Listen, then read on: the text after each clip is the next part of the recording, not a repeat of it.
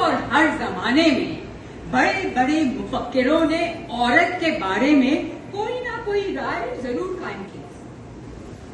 کوئی صاحب عورت کے حسن پر زور دیتے ہیں تو کوئی صاحب عورت کی پارسائی اور نیک سیرتی پر مصر ہیں.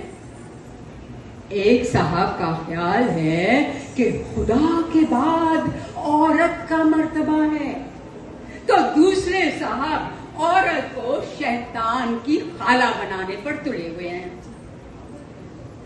افسوس کی بات ہے کہ یہ سب جو بھی مردوں نے ہم عورتوں کے بارے میں کہا، ہم بیوقوف عورتوں نے چپ چاپ مان لیا. کیسے؟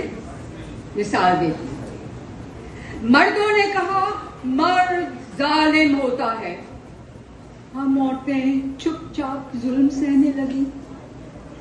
مردوں نے کہا عورت ڈرپوک ہوتی ہے، ہم عورتیں چوہیا تک سے ڈرنے لگی. مردوں نے کہا عورت کی عزت لٹ سکتی ہے، مردوں کی عزت نہیں لٹتی. شاید مردوں کی عزت ہی نہیں ہوتی جو لوٹی گھسوٹی جا سکے.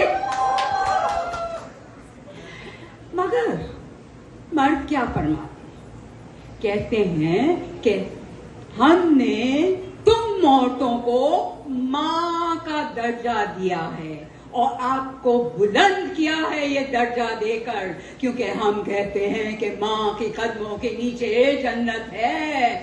تاریخ گواہ ہے کہ ہم مسلمان مردوں نے تم عورتوں کو جتنی عزت دی ہے اتنی کسی اور معاشرے نے نہیں دی ہے. ارے بھائی، تم مردوں نے ہم عورتوں کو عزت دی ہے؟ ہم پوچھتے ہیں کہاں سے لا کے دی یہ عزت؟ چوری تو نہیں کی، یا ڈاکہ تو نہیں ڈالا، یا پھر تم مردوں کا کوئی بینک ہے، عزت بینک، جہاں تم ہر مہینے تھوڑی تھوڑی عزت جمع کرتے ہو اور پھر مہینے کے آخر میں ہم بیچاری غریب عورتوں میں بانٹ دیتے ہو. جب کسی عورت کا ریپ ہوتا ہے تو اخبار والے لکھتے ہیں کہ فلاں عورت کی عزت لوٹ لی گئی. یہ نہیں کہا جاتا کہ فلاں مرد نے ایک عورت کو ریپ کیا ہے.